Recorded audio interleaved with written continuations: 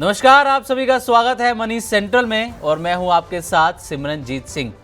ये एक ऐसा शो है जहां पर हम इकोनॉमी से जुड़े मुद्दों की बात करते हैं, स्टॉक मार्केट की बात करते हैं, पर्सनल फाइनेंस की बात करते हैं और उसमें ऐसे मुद्दे जो सीधे आपकी जेब पर असर डाल सकते हैं। आज भी कुछ ऐसे ही मुद्दों पर, कुछ ऐसी ही खबरों पर हम डिटेल में बातचीत करने वाले हैं और इस पूरी बातचीत में मेरा साथ देंगे वरिष्ठ आर्थिक पत्रकार प्रवीण शर्मा सर। तो प्रवीण सर, बहुत बहुत स्वागत है आपका मनी सेंट्रल में। धन्यवाद सिमरन जी।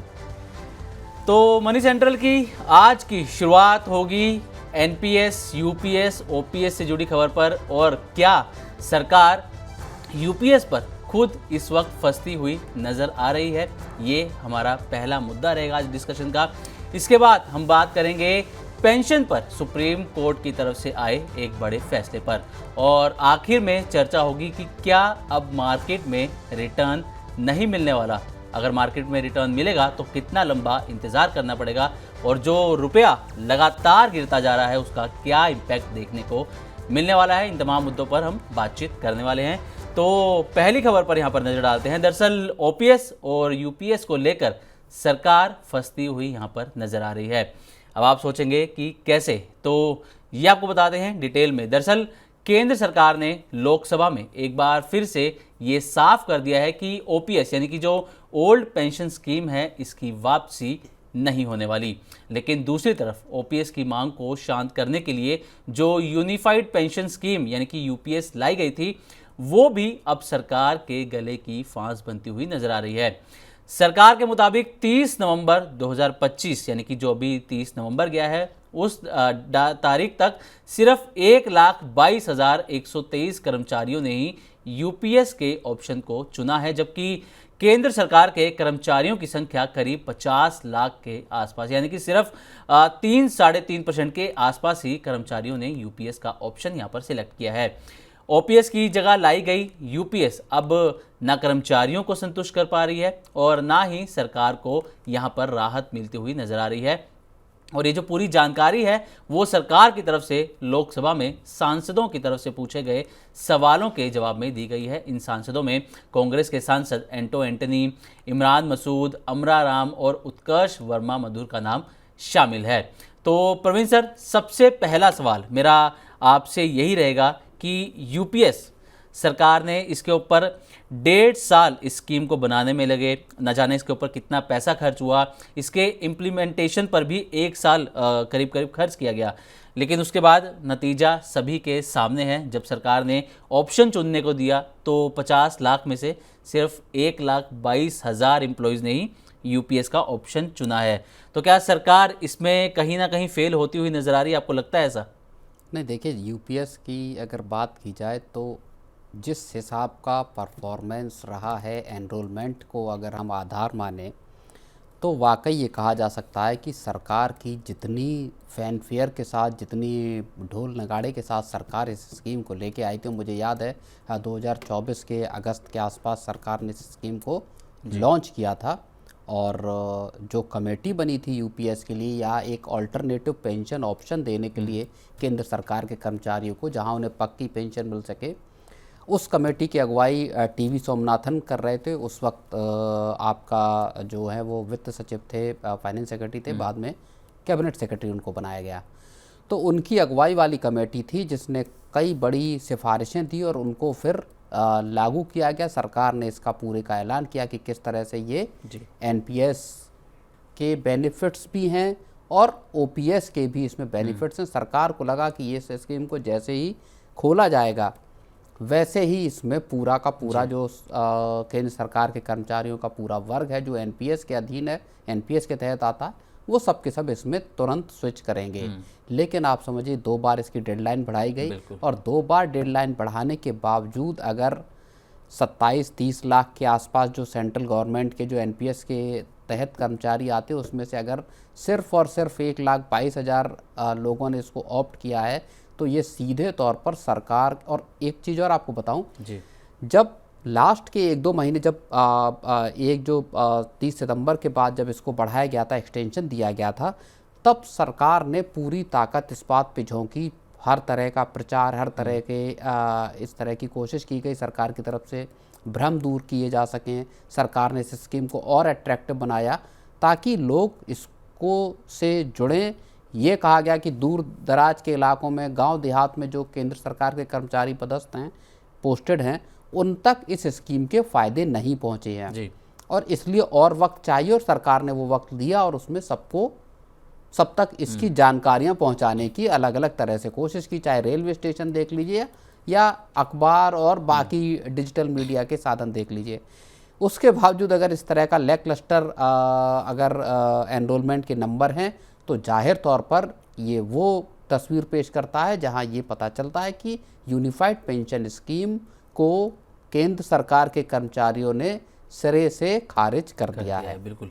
तो सर, क्या आपको लगता है कि 2 बार तो डेडलाइन इसकी बढ़ाई जा चुकी है, हालांकि अभी सरकार ने मना कर दिया, लेकिन आपको लगता है कि सरकार एक बार फिर से नया रास्ता खोलेगी कि एक और मौका दिया जाए यूपीएस को सिलेक्ट करने का और डेडलाइन फिर से बढ़ा दी जाए? मुझे नहीं लगता कि अब सरकार इसके लिए कोई मौका देगी, क्योंकि पहली डेडलाइन इसकी अप्रैल से शुरू हुई थी, 30 जून थी। 30 जून को बढ़ा के 30 सितंबर किया गया और 30 सितंबर के बाद 30 नवंबर किया गया। बिल्कुल 2 बार, और अक्टूबर के आसपास के जो आंकड़े थे वो लगभग 1 लाख के आसपास थे। अब आप समझिए कि उसके बाद सरकार ने ऑप्शन ये दिया कि आप चाहें तो वन टाइम स्विच कर सकते हैं, रिवर्स माइग्रेशन कर सकते हैं। यूपीएस में आप आ जाइए, उसके बाद आप रिवर्स माइग्रेशन करके आप दोबारा एनपीएस में जा सकते हैं। पूरी सर्विस के दौरान कभी भी आप रिटायर होने के 1 साल पहले तक यूपीएस से एनपीएस में शिफ्ट हो सकते हैं। इतनी बड़ी फ्लेक्सिबिलिटी जब सरकार ने दी, उसके बावजूद लोगों को या कर्मचारियों को इस स्कीम पर भरोसा नहीं हुआ कि ये स्कीम उनको वैसे रिटर्न या वैसी पेंशन दे पाएगी जिसकी उनको दरकार है। तो अब मुझको नहीं लगता कि सरकार इसको और बढ़ाने के मूड में है, क्योंकि आप इसको फिर चाहे तो आप अगले साल मार्च तक बढ़ा दीजिए, पूरा अगला फिस्कल ईयर शुरू होने से पहले तक बढ़ा दीजिए। अब इसमें एनरोलमेंट के नंबर और 1000, 2000 या 5000 और नंबर अगर बढ़ भी जाते हैं तो सरकार को न तो सरकार इसको सफलता के तौर पर दिखा पाएगी और ना सरकार का कोई दूसरा ऑब्जेक्टिव इससे पूरा होगा। तो प्रवीण सर, सरकार तो ये कह रही है कि यूपीएस बेहतर स्कीम है, लेकिन फिर सरकार को एनपीएस में वापस लौटने का एक मौका देने की जरूरत क्यों पड़ रही है, जब सरकार तो दावा कर रही है कि यूपीएस बेहतर है? इस वजह से सरकार ने दिया, एक लास्ट रिजॉर्ट के तौर पे सरकार ने दिया कि भैया एक अंतिम सहारा है कि आप आ जाओ, एक बार इस स्कीम को दिखा दो कि चमक दमक वाली इतनी मेहनत से हमने तैयार की है, आप एक बार आ जाइए, इसमें एक बार देख लीजिए, हो सकता है आपको फ्यूचर में अच्छा लगे तब आप बने रहिए। फिर क्योंकि एक बार अगर 30 नवंबर के बाद अब स्कीम बंद हो गई, इसका मतलब है कि अब जो एनपीएस में रह गए अब वो यूपीएस में नहीं आ सकते। लेकिन सरकार ने एक ऑप्शन दिया कि आप यूपीएस में एक बार आ जाइए, यहाँ अगर आपको ठीक नहीं लगे तो आप वापस जा सकते हैं। आपके पास रिवर्स माइग्रेशन का ऑप्शन था, लेकिन यूपीएस में आने का ऑप्शन, वो दरवाजे अब बिल्कुल बंद हो गए। तो लोगों ने या कर्मचारियों को उसके बावजूद ये समझ में नहीं आया, कर्मचारियों ने कहा कि भैया हमारी मांग जो है वो ओपीएस की है, हम उस पर अडिग हैं, और नहीं तो फिर एनपीएस जो आपने दी है यहाँ पे हम। तो सर वैसे कहीं ना कहीं जो कर्मचारी हैं, जो कर्मचारी संघ हैं, वो कह रहे हैं कि जो सरकार है वो खुद भी यूपीएस को लेकर कॉन्फिडेंट नजर नहीं आ रही है। तो क्या आपको लगता है कि सरकार खुद ही कॉन्फिडेंट नहीं है, तो फिर जो कर्मचारी हैं वो इस स्कीम में क्यों आएंगे? नहीं, सरकार ने इस स्कीम में 2-3 बार बदलाव किए। अगर आप पूरा देखें जून से अगर आप देखेंगे इसको, सरकार ने 2-3 बार इसमें बदलाव की। पेंशन को लेके, फैमिली पेंशन को लेके बहुत सारे एडिशनल बेनिफिट सरकार ने इस स्कीम में जोड़े कर्मचारियों की मांग के मुताबिक। उसके बावजूद फिर लोग नहीं आए। अब सरकार कॉन्फिडेंट, देखिए सरकार ने बड़ी मुश्किल से ये स्कीम तैयार की, एक बहुत, वो जो मैं बात कर रहा हूँ कि बहुत फैनफेयर के साथ, बहुत महत्वाकांक्षा के साथ सरकार इस स्कीम को लेके आई थी, और सरकार को ये लगा था कि पुरानी पेंशन का से जो पल्ला झाड़ना है सरकार को, वो अब इस स्कीम के जरिए पूरा हो जाएगा। लेकिन ये जो कुछ ऐसी स्कीमें आई थी मोदी सरकार के ज़माने में, जहाँ जो ये सोच के लाई गई कि वो बहुत अच्छा परफॉर्म करेंगी, या जहाँ जैसे एक स्मार्ट सिटी का मसला हुआ, जहाँ लगा कि पूरे देश में स्मार्ट सिटीज़ बनेगी, लेकिन वहाँ कोई उतने अच्छे परफॉर्मेंस आए नहीं। शहरों की तस्वीर बदलती हुई, उस इंफ्रास्ट्रक्चर डेवलप हुआ, लेकिन अगर आप कहेंगे कि स्मार्ट सिटीज़ की को आप क्या सफल मानते हैं, तो उस लेवल का काम दरअसल बिल्कुल यहाँ पे नहीं हुआ। तो ये उन कुछ चुनिंदा स्कीमों में है, मोदी सरकार की, जो लाई बहुत फैनफेयर के साथ गई मगर वो परफॉर्मेंस नहीं दे पाई। अच्छा प्रवीण सर, सरकार ने तो ये मना कर दिया कि जो ओपीएस है, ओल्ड पेंशन स्कीम, इसको हम वापस नहीं लाने वाले हैं, लेकिन खबर ये भी आ रही है कि कई जो स्टेट्स हैं, झारखंड, राजस्थान, पंजाब, हिमाचल प्रदेश, छत्तीसगढ़, इन्होंने जो स्टेट गवर्नमेंट एम्प्लॉयज़ हैं उनके लिए ओपीएस को फिर से बहाल किया है। लेकिन एक मसला ये कि जो मौजूदा कानून है उनके तहत एनपीएस का जो जमा पैसा है वो राज्यों को वापस नहीं किया जाएगा, ये कुछ मामला चल रहा है। तो ये क्या मामला है, इसको हम थोड़ा सा जानना नहीं, वो सरकार ने साफ तौर पे ये जो पुरानी पेंशन हिमाचल में बहुत प्रोमिनेंटली लाई गई और कुछ स्टेट्स में लाई गई जो non BJP parties ruled states रहे, उनमें ये पुरानी पेंशन लाई गई। राज्यों में वादे किए गए कि हम सब पुरानी पेंशन लेकर आएंगे और उसको दिखाएंगे चलाकर, ताकि कर्मचारियों का तबका पूरा का पूरा उनके साथ वोट बैंक के तौर पर जुड़े।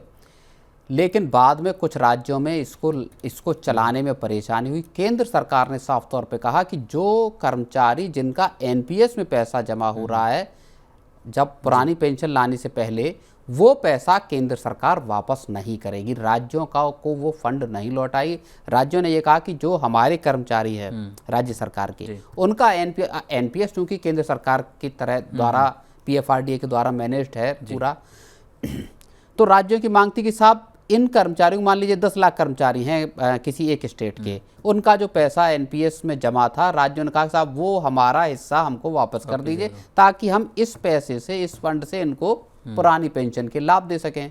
केंद्र सरकार चूंकि डे 1 से इस चीज को लेकर अड़े गए कि पुरानी पेंशन व्यवस्था नहीं लाई जा सकती किसी भी कीमत पे, सरकार ने मना कर दिया कि एनपीएस का पैसा नहीं मिलेगा, आपको अगर अपनी पेंशन स्कीम चलानी है तो आप अपने फंड से चलाइए। और राज्यों को वहां मुश्किलें पेश आ रही हैं। पुरानी पेंशन को चलाना एक बल्कि अफेयर है, एक भारी भरकम खजाने पे बोझ वाला अफेयर है, वो चलाना आसान है नहीं। केंद्र सरकार के लिए भी चलाना आसान नहीं है, केंद्र सरकार ये बात समझती है। बिल्कुल।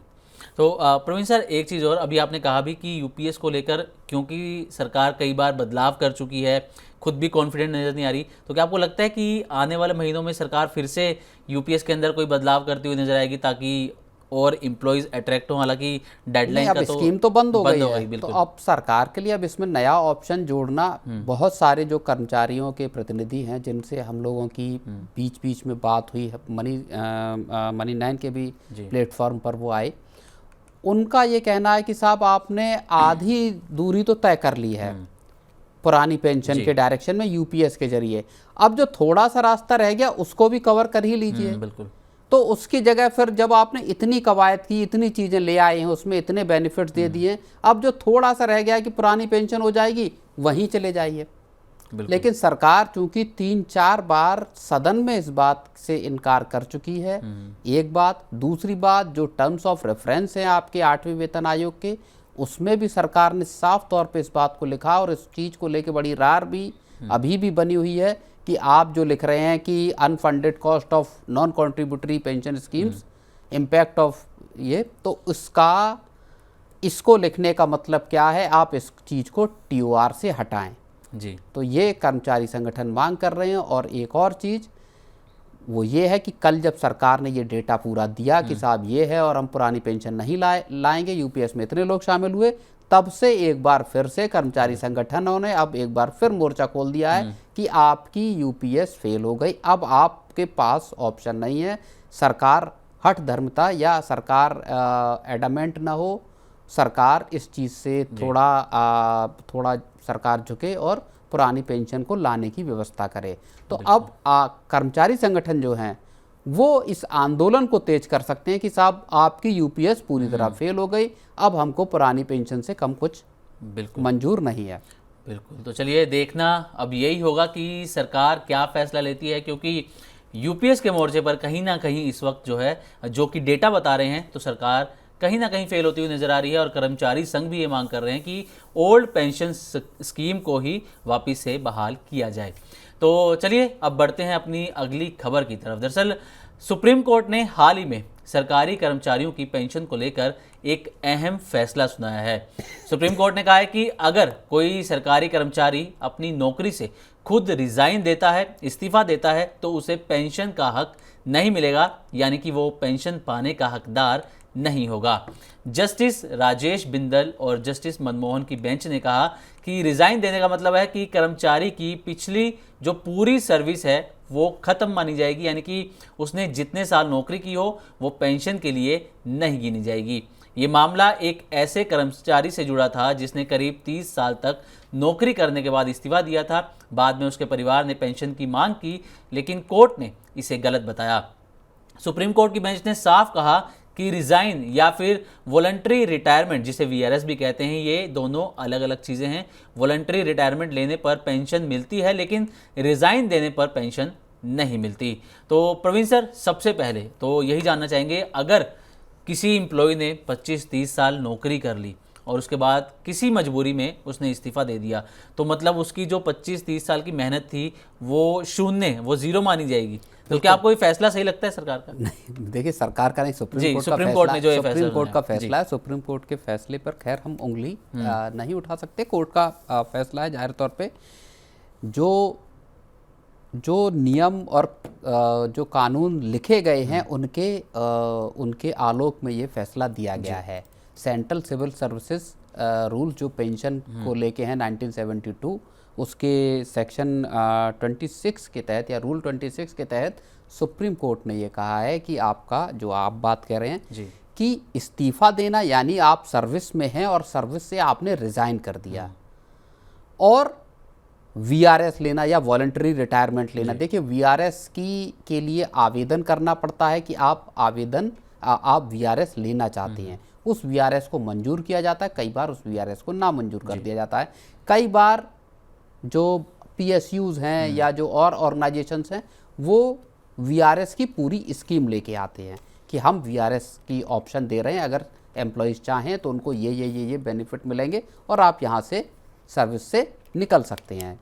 एक तरह से बड़े जो लॉस मेकिंग ऑर्गेनाइजेशंस होते हैं वहाँ पे इस तरह के वीआरएस स्कीम चलाई जाती है, जैसे बीएसएनएल मान लीजिए, एमटीएनएल मान लीजिए, इस तरह की।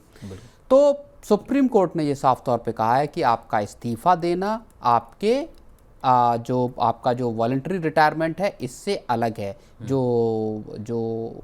याचिकाकर्ता हैं उन्होंने ये मांग की थी कि हम साहब चूँकि हमने 30 साल सर्विस की है, उसके बाद जिन्होंने याचिकाकर्ता हैं उन्होंने रिज़ाइन करने के बाद एप्लीकेशन दी कि नहीं साहब मेरा इस्तीफ़ा नामंजूर कर दिया जाए। इस्तीफ़ा मंजूर कर लिया गया था, उन्होंने कहा कि इसको वापस लेने की इजाज़त दी जाए। जो विभाग है, जो डीटीसी है, उन्होंने उसको वापस नहीं लिया। और उसके बाद फिर जो सेंट्रल एडमिनिस्ट्रेटिव वो अपीलेट है, वहाँ पे जो आपका उन्होंने इसके लिए प्रतिवेदन दायर किया कि साहब हमारा जो इस्तीफ़ा है और उसको लेके पेंशन के जो विभाग ने पेंशन देने से मना कर दिया। और उसके बाद वो कैट में मामला गया, कैट ने भी विभाग के फैसले को माना और उसी चीज़ को सुप्रीम कोर्ट ने किया। तो मसला यहाँ इस बात का है दरअसल कि जो आप बात कर रहे थे कि ये सही है या गलत, ये बात जाहिर तौर पर है कि 30 साल किसी व्यक्ति ने सर्विस की और उसके बाद आप उसको पेंशन के लाभों से आप अगर उसको विमुक्त कर देंगे, अगर आप उसके कट कर देंगे और केवल प्रोविडेंट फंड दे देंगे, तो ये वाकई परिवार के लिए, जो पेंशनर का जो परिवार है या जो कर्मचारी परिवार है उसके लिए ये वाकई एक बड़ा सेटबैक है, क्योंकि 30 साल की सर्विस छोटी नहीं होती। सरकार को या जो देश के लिए सर्विस वो किसी व्यक्ति ने की ही हुई है। बिल्कुल। तो प्रवीण सर, क्योंकि ये जो मसला है ये पेंशन से जुड़ा हुआ है और अभी हमने एनपीएस, यूपीएस और ओपीएस की भी बात करी, तो क्या इससे एनपीएस और यूपीएस वाले जो एम्प्लॉयज़ हैं उन पर किस तरीके का असर पड़ेगा, और क्या इससे फिर ओपीएस की मांग और तेज़ होती हुई नज़र नहीं आएगी अगर इस तरीके के फैसले? ये फैसला, ये देखिए, जिन शख्स से संबंधित ये मसला है वो 1985 में उन्होंने नौकरी ज्वाइन की थी। 1985 में ज्वाइन करने का मतलब है कि वो सीधे तौर पर पुरानी पेंशन के दायरे में थे, क्योंकि तब तक कोई एनपीएस वगैरह नहीं थी। और इसके बाद अभी हाल में भी जब आप देखिए कि जो 8वें वेतन आयोग को लेके और इसको लेके जो तमाम चीज़ें आई, उसमें आपका ये बात आया कि जो पेंशनर्स हैं उनको बेनिफिट्स नहीं मिलेंगे या उनकी पेंशन नहीं मिलेगी जो फाइनेंस बिल आया था अभी उसको लेके ये बातें आई, उसमें भी साफ तौर पे ये कहा गया था कि अगर कोई जो रिज़ाइन करता है या किसी को अगर उसकी पद से हटाया जाता है मिसकंडक्ट के लिए, तब वहाँ आपके पेंशन के लाभ आपसे छीने जा सकते हैं। तो ये जो केंद्र सरकार के सिविल सर्विसेज के जो एक्ट है, रूल है, उसके तहत ये दरअसल फैसला लिया गया है। इसका इम्पैक्ट इन जनरल नहीं पड़ेगा। ये बात अलग है कि आप मान लीजिए पुरानी पेंशन के दायरे में हैं और आप सर्विस को छोड़ देते हैं, तो सबको इस बात की जानकारी होनी चाहिए कि अगर आप छोड़ते हैं तो सुप्रीम कोर्ट का ये बेहद महत्वपूर्ण फैसला है, जहां न सिर्फ आप बल्कि आपका पूरा परिवार उस पेंशन के जो लाभ, जो बेहद महत्वपूर्ण लाभ है आपके रिटायरमेंट के बाद के लिए, हालांकि जो अपीलेंट हैं, जिन्होंने याचिका दायर की थी, वो अब नहीं रहे हैं, लेकिन 2014 में रिटायर हुए, उनकी वो हुई। तो मसला ये बेहद महत्वपूर्ण है और सुप्रीम कोर्ट का फैसला जो है वो सभी राज्य और केंद्र सरकार सभी के कर्मचारियों के लिए एक समान तौर पर लागू होता है। बिल्कुल। अच्छा प्रवीण सर, कई ऐसे एम्प्लॉयज़ हैं जिनको हेल्थ इश्यूज़ के कारण मजबूरी में या कोई पारिवारिक कारण आ गया, तो इस तरीके की मजबूरी में अगर रिज़ाइन देना पड़ता है तो फिर उनके लिए क्या रास्ता है? मतलब उनकी भी फिर वो अगर ये फैसला हम लेकर चलें जो सुप्रीम कोर्ट ने सुनाया है, तो उसके लिहाज से तो फिर उनका भी जो पेंशन है वो शून्य नहीं, मुझे लगता है ऐसे कर्मचारी जो हेल्थ इश्यूज़ की वजह से जिनको रिज़ाइन देने की स्थिति आती है, तो वहाँ पे उनको कंसीडर किया जाता होगा। उसमें उनके लिए वीआरएस जैसे ऑप्शंस भी ज़रूर रहते होंगे, क्योंकि विभाग या सरकारी जो व्यवस्था है वहाँ पे इन चीज़ों को कंसीडर करने के सारे इन राइटिंग में रूल जरूर मौजूद होंगे। बिल्कुल। अच्छा सर, आपने अभी एक और चीज़ जिक्र की थी कि जो अपील करता हैं उन्होंने रिज़ाइन डालने के बाद वो इस्तीफ़ा बिल्कुल वापस लेने की भी उन्होंने अर्जी डाली, उन्होंने कोशिश की। अगर कोई गलती से रिज़ाइन डाल देता है तो क्या उसके पास कोई कानूनी रास्ता बचता है कि वो अपने रिज़ाइन को वापस ले सके? नहीं, अगर एक बार आपका रिज़ाइन डल गया और रिज़ाइन अप्रूव हो गया, उसके बाद फिर तो उसमें आप फिर अगर अपील करते भी हैं कि मैं वापस लेना चाहता हूं, तो ये जो अथॉरिटी है आपके जो सुपीरियर वो हैं, उनके ऊपर ही रहता है कि क्या वो इसको उचित मानते हैं कि आपका जो इस्तीफ़ा है वो नामंजूर किया जाए, खारिज किया जाए। अगर नहीं हुआ तो फिर आप समझिए कि एक बार जो कमान से तीर निकल गया तो फिर वो निकल गया, फिर आपके लिए ये मुश्किल यहाँ पे चैलेंजिंग होने वाली है। इसीलिए सभी जो कर्मचारी हैं, जितने भी हैं, मकसद हमारा भी इस खबर को लेने का यही था कि सुप्रीम कोर्ट का ये एक बेहद महत्वपूर्ण फैसला है। न केवल केंद्र सरकार, भले ये फैसला केंद्र सरकार के जो रूल्स हैं उसके अधीन आया है, लेकिन राज्य सरकार के कर्मचारियों के लिए भी ये एप्लीकेबल हो सकता है। तो यहाँ बहुत सजग रह के अगर कोई रिज़ाइन करना चाहता है तो ड्यू प्रोसेस का पालन करें, ताकि आप अपनी पेंशन से हाथ न धो बैठें। बिल्कुल सही कहा सर आपने कि रिज़ाइन, अगर गवर्नमेंट एम्प्लॉयज़ रिज़ाइन कर रहे हैं तो रिज़ाइन करते हुए आपको सभी चीज़ें एक बार देख लेनी चाहिए कि खासकर जो पेंशन का मुद्दा है, जिसके लिए आपने इतनी लंबी आपने सर्विस करी और उसके बाद आपको पेंशन भी ना मिले, तो ये बेहद बुरा असर भी न सिर्फ आपके ऊपर असर पड़ता है, आपकी पूरी फैमिली के ऊपर असर पड़ता है। बिल्कुल, क्योंकि फैमिली पेंशन का भी मसला होता है। आप जब कर्मचारी रिटायर होके पेंशनर के तौर पर अगर आप की डेथ हो जाती है तो उसके बाद उनकी फैमिली को, उनके स्पाउस को पेंशन मिलती है। तो यहाँ पे न सिर्फ आपके ऊपर असर है बल्कि आपकी पूरी फैमिली पे असर पड़ता है। बिल्कुल सही कहा सर। तो अगली खबर हमारी जुड़ी हुई है भारतीय रुपये से। दरअसल जो भारतीय रुपया है वो डॉलर के मुकाबले आज 91 से भी ऊपर चला गया है, जो कि एक हिस्टोरिकल लो लेवल पर पहुंच चुका है। अब इसका मतलब है कि एक अमेरिकी डॉलर के लिए 91 रुपये चुकाने पड़ेंगे। इससे पहले ऐसा कभी नहीं हुआ जब रुपया इतना गिर चुका हो। एक्सपर्ट्स का कहना है कि रुपए की कमज़ोरी की वजह से शेयर बाजार में आगे रिटर्न लिमिटेड रह सकते हैं, यानी कि निफ्टी और सेंसेक्स से बड़ा मुनाफा मिलना मुश्किल हो सकता है।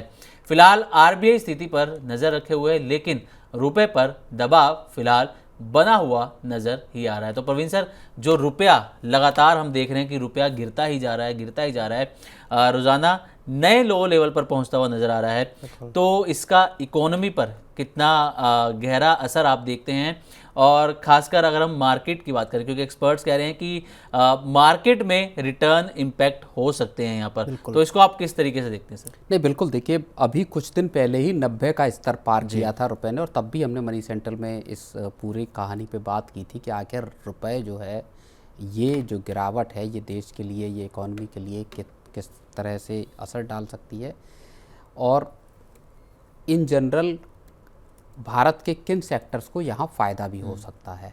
और अब चंद दिन ही हुए हैं 90 का लेवल क्रॉस करने के बाद आज 91 का लेवल भी ब्रीच कर दिया है। अपने आप में हिस्टोरिक ये बात है जब पहली बार 91 का लेवल पार किया है।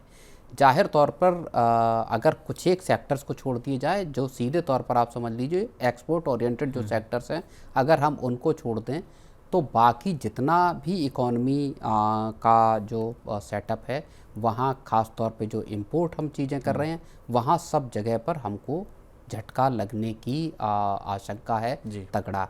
तो ये एक बड़ा अहम जो एक तरह के कहूँगा मैं कि एक पड़ाव है, जहाँ पे देश के लिए एक बड़ी चिंता इस बात की है कि, और अभी कुछ दिन पहले जब रिपोर्ट्स आई थी, जब 90 का लेवल क्रॉस किया था, तब इस तरह की बातें आई थी कि ये 94-95 तक के लेवल तक रुपए जा सकता है। अब मसला ये आता है कि आखिर सरकार या आरबीआई यहाँ कोई दखल क्यों नहीं दे रहे हैं, और रुपए की गिरावट की सबसे बड़ी आखिर वजह क्या है। तो बहुत सारे एक्सपर्ट्स एनालिसिस, और एक एमके ग्लोबल की भी रिपोर्ट आई है, वो भी ये कह रहे हैं कि सबसे बड़ा अभी रुपए की जो गिरावट का फैक्टर बना हुआ है, वो यहाँ पर हमारा अमेरिका के साथ ट्रेड डील का ना हो पाना है। और ये जब तक अनसर्टेनिटी चलेगी, तब तक रुपए के लिए ऐसी मुश्किलें बनी रहेंगी। बिल्कुल। तो प्रवीण सर, क्या आपको इससे लगता है कि मार्केट के रिटर्न की हम बात कर रहे थे कि मार्केट का रिटर्न इम्पैक्ट होगा, और सबसे बड़ी चीज़, क्या हम ये मानकर चलें कि अगर इस तरीके का सिनेरियो रहता है, रुपया लगातार गिरता है, तो महंगाई भी बढ़ने की उम्मीदें हैं पूरी? बिल्कुल। देखिए, अगर रुपए गिरा और क्रूड के प्राइसेस अगर महंगे बने रहे, तो 80-85% जो हम जो तेल देश में आता है वो इंपोर्ट करके हम लेते हैं, वहाँ सबसे बड़ा हिट पड़ेगा। इसके अलावा बाकी के जो जितने भी प्रोडक्ट्स हमारे इंपोर्ट होते हैं, चाहे आप दालें देख लीजिए या आपके जो एडिबल ऑयल है, ये तमाम चीज़ें जो हम इंपोर्ट करते हैं बाहर से, वहाँ सब पर आपकी जेब को अब यहाँ पर असर पड़ सकता है। और असर आपका इसके साथ ही जो एक एमके ग्लोबल की रिपोर्ट है, उसके हिसाब से मार्केट के रिटर्न भी यहाँ से गड़बड़ाते हुए दिखाई देंगे, क्योंकि डॉलर का आउटफ्लो दरअसल यहाँ पे जो माना जा रहा है कि भारी डिमांड जो है वो डॉलर की है। भारत का जो ट्रेड डेफिसिट है या करंट अकाउंट डेफिसिट है, वो एक ज़्यादा रहा आपका, इस वजह से भी यहाँ पे जो रुपए है वो कमज़ोर हो रहा है। और एक और जो बड़ा फैक्टर बताया गया, वो ये माना जा रहा है कि फेस्टिव सीजन में देश में जो डिमांड रही है वो बहुत ज़्यादा डिमांड रही है। इस डिमांड की वजह से भी दरअसल रुपए पर प्रेशर पड़ा है। अच्छा प्रवीण सर, रुपए में गिरावट के पीछे आपने एक बड़ा रीज़न ये बताया कि इंडिया और यूएस की जो ट्रेड डील हो नहीं पा रही है।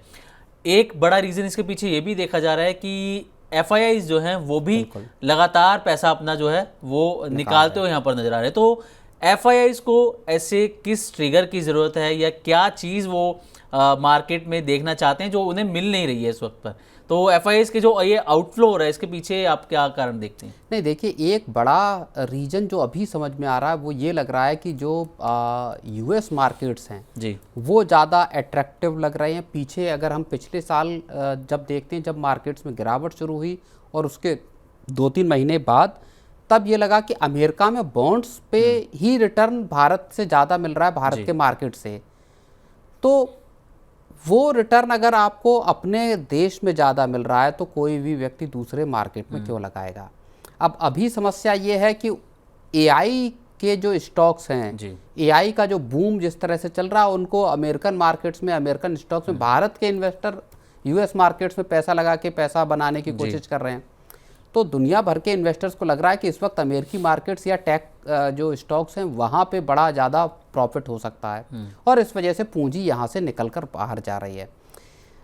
भारत के लिए स्थितियाँ ठीक होने की उम्मीद तब बताई जा रही जब एक बार अमेरिका के साथ डील हो जाए, जब पूरा ट्रेड बहाल हो जाए, एक अनसर्टनिटी के जो बादल छाए हुए हैं वहाँ पे चीज़ें थोड़ी सेटल हों। तो तब तक जो तमाम रिपोर्ट्स या एक्सपर्ट बता रहे हैं तब तक देश के लिए मुश्किल है। लेकिन टेक्नोलॉजी हो गई, फार्मा सेक्टर हो गया, ऑटोमोबाइल हो गए, ये कुछ ऐसे सेक्टर बताए जा रहे हैं जहाँ पे फ़ायदा हो सकता है। तो चुनिंदा सेक्टर है जहाँ फ़ायदा है, लेकिन लार्जली अगर आप देखें तो चीज़ों पर प्रेशर है। तो क्या सर सरकार के पास या फिर आरबीआई के पास कोई ऑप्शंस हैं जिससे वो जो रुपया लगातार गिर रहा है इसको कंट्रोल कर सकें और रुपए को एक मजबूती दे सकें या फिर स्टेबल कर सकें कि ज़्यादा गिरावट भी ना आए? नहीं, देखिए, माना ये जा रहा है, जैसी पीछे कुछ रिपोर्ट्स आई उनके हिसाब से ये कहा गया कि आरबीआई जानबूझकर करेंसी मार्केट में अभी दखल नहीं दे रहा। आरबीआई चाहता है कि रुपए अपनी एक तरह से स्टेबिलिटी खुद, अपनी रेजिलियंस खुद दिखाए, मार्केट में अपनी वैल्यू को खुद इस्टेब्लिश करे। और इस वजह से रिजर्व बैंक कोई हस्तक्षेप बाजार में नहीं कर रहा। अदरवाइज रिजर्व बैंक के पास ऑप्शन ये है कि वो डॉलर बेचे, जो डॉलर की डिमांड आ रही है उसको रिजर्व बैंक बेचे, रुपए ले और डॉलर्स को सेल करे। इसके जरिए जो एक्सचेंज रेट है वो फिर नीचे आएगा, रुपए की वैल्यू थोड़ी अप्रिशिएट करेगी। लेकिन आरबीआई अभी दखल नहीं देना चाहता। आरबीआई, माना ये जा रहा है कि रिजर्व बैंक इसलिए भी दखल नहीं दे रहा ताकि जो एक्सपोर्टर्स पे जो हिट पड़ा है 50% टैरिफ की वजह से, वहाँ उनको कुछ रिलीफ मिल सके। हो सकता है आने वाले वक्त में रिजर्व बैंक जो है वो इसको लेके कुछ एक्शन आगे लेता दिखाई दे, अगर आने वाले दिनों में रुपए में और गिरावट आती है तो। चलिए प्रवीण सर, बहुत बहुत शुक्रिया अपना कीमती समय मनी9 और मनी सेंट्रल को देने के लिए। आज के इस कार्यक्रम में हमने कई अहम मुद्दों पर यहाँ पर बातचीत करी है, खास करके जो रुपया लगातार गिरता जा रहा है, हिस्टोरिकल लो लेवल पर रुपया पहुँच चुका है। इसके अलावा सरकार जो यूपीएस के मोर्चे पर फंसती हुई नज़र आ रही है और सुप्रीम कोर्ट ने पेंशन को लेकर जो बड़ा फैसला सुनाया है उस पर भी यहाँ पर हमने डिटेल में बातचीत की है। तो आज के लिए फ़िलहाल इतना ही। वक्त हो गया है आप सभी से इजाज़त लेने का। अभी के लिए बस इतना ही। नमस्कार।